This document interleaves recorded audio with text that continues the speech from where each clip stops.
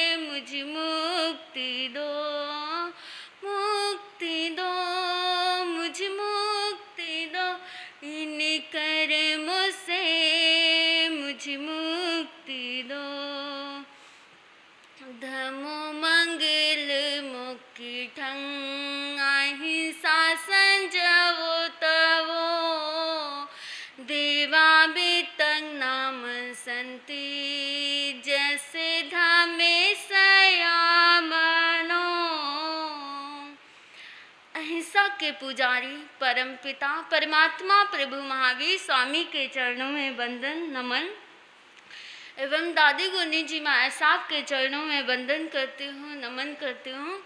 सभी गुरुवर्या तुल्या महाराज साहब के चरणों में वंदन नमन एवं गुनी जी महाराज साहब के चरणों में वंदन। जिनवानी के पिपाक्षु आप सभी को अभिनंदन।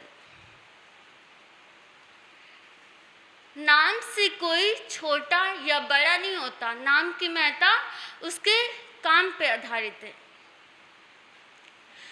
नाम से कोई छोटा या बड़ा नहीं होता, नाम की महत्ता उसके काम पे आधारित है। नाम के बिना ना कोई गुण है ना कोई, इसीलिए कहा है नाम बड़े और दर्शन छोटे। प्रभु महावीर स्वामी ने कहा है नाम के लिए कोई कार्य मत करना, क्योंकि नाम के लिए 6 खंड के अधिपति चक्रवर्ती सम्राट का भी नाम इस दुनिया में अमर नहीं रहा है। इस संसार में अमीर चंद नामधारी होते देखे हैं और यशपाल बदनामी से कलंकित हो जाते हैं। इसीलिए कहा है नाम के लिए कोई कार्य मत करना। नाम में रखा ही क्या है? चमेली नाम रख लेने से किसी का जीवन सुगंधित नहीं हो जाता, और गुलाब के पुष्पों को आप किसी भी नाम से संबोधित करोगे, उसका जो जीवन है आप किसी भी नाम से संबोधित करोगे, किंतु उसके जो उसका गुण है, जो उसकी सुगंध है वैसे ही महसूस रहेगी, वैसे ही सुगंध फैलाएगी। आप किसी भी उसके नाम से संबोधित करो। एक युवक था, उसके माता पिता ने उसका नाम पापक रख दिया। एक युवक था, उसके माता पिता ने उसका नाम पापक रख दिया। जब वह थोड़ा सा बड़ा हुआ, जानने लगा कि पाप बुरी चीज है, पाप जो करता है उसको दुख मिलता है, तो पाप नहीं करना चाहिए। सब लोग उसको चिढ़ाते हैं, तेरा नाम पापक है, तू मेरे से दूर हो जा, मेरे पास मत आ, यहाँ से चला जा। जब वो किसी बच्चों के साथ खेलने के लिए जाता है तब भी उसको कोई बच्चे खिलाते नहीं हैं। कोई भी उसको बिठाना भी पसंद नहीं करता। क्यों? क्योंकि उसका नाम क्या है? पापक।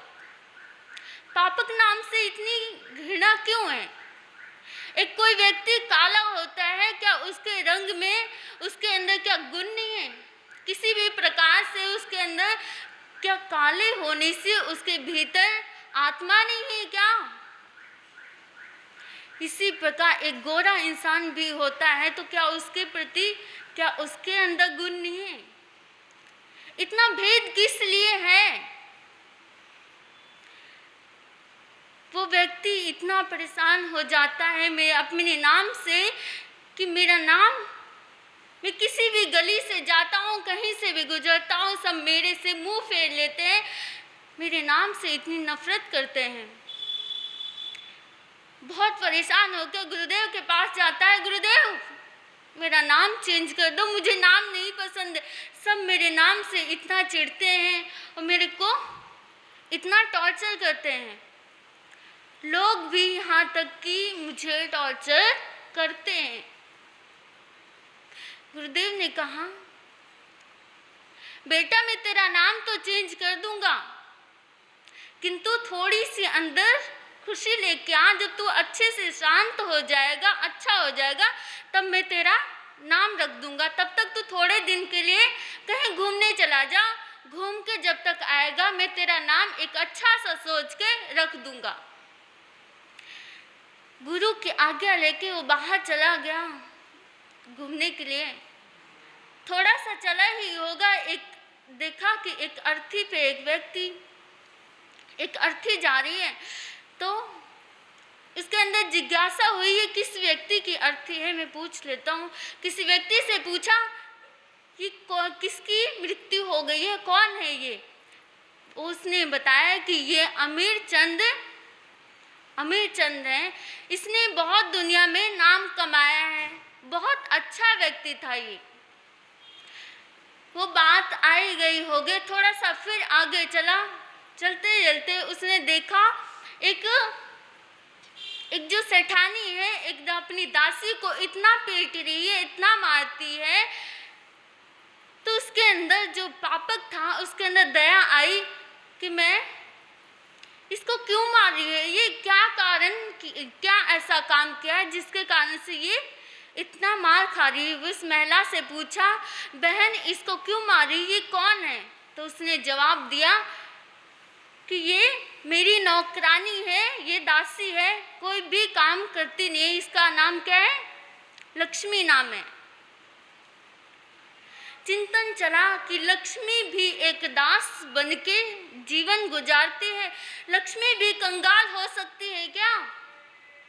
फिर चिंतन चला, आगे बढ़ा। फिर चलते चलते एक रास्ते में एक व्यक्ति को कभी इधर सड़क पे जाता, कभी उस पथ पे जाता, कभी उधर जाता, किंतु उसको रास्ता नहीं मिल रहा था। तो उसने उसके अंदर जिज्ञासा जगी कि मैं इस व्यक्ति से इसका भी जवाब पूछ लेता हूँ, क्या चल रहा है इसके मन में।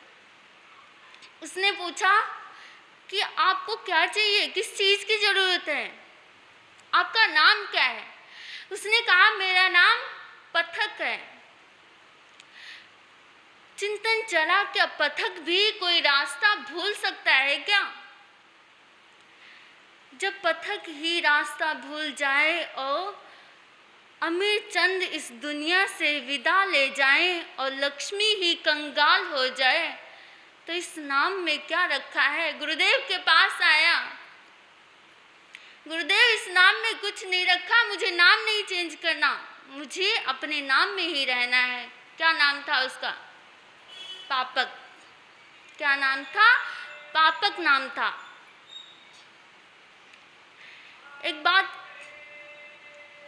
एक महिला थी, उस सेठानी के वहाँ काम करती थी।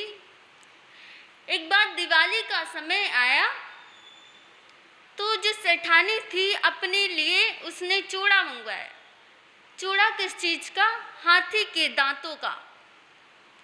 हाथी के दांतों का उसने चूड़ा मंगवाया। तो उसके घर में, क्योंकि जो जितने भी अमीर लोग होते हैं तो उसकी जो एक भी चीज़ आती है तो सब लोग पूछने के लिए आते हैं, तूने ऐसा कहाँ से मंगवाया है, कैसे खरीदा, ये सब पूछने के लिए आते हैं कि तू इतनी अच्छी चीज़ कहाँ से मंगवाई है। तो उससे सब लोग पूछने के लिए आ रहे हैं कि सेठानी जी आपने ये चूड़ा कहाँ से मंगवाया, इतना सुंदर है। जो उसके साथ दासी रहती थी हर वक्त उसके साथ ही रहती थी, किंतु उसके मन में भी एक उमंग आए कि मैं भी जब एक कभी चूड़ा ऐसा पहनूंगी तो सब लोग मेरे से भी पूछने के लिए आएंगे। जैसे यहाँ पे इस घर में हर वक्त भीड़ लगी हुई है, ऐसे मेरे से भी पूछने के लिए आएंगे। शाम हो गई, घर गई दासी, अपने घर गई, पति से अपने कहने लगी, पतिदेव मुझे एक चीज़ चाहिए। उसने पूछा आपको क्या चीज़ चाहिए, किस चीज़ की इच्छा हो रही है? वो कुछ थोड़े ज़्यादा गरीब थे, इस कारण से इतनी ऊंची मांग तो करने के लिए उसको थोड़ा सा संकोच तो आते।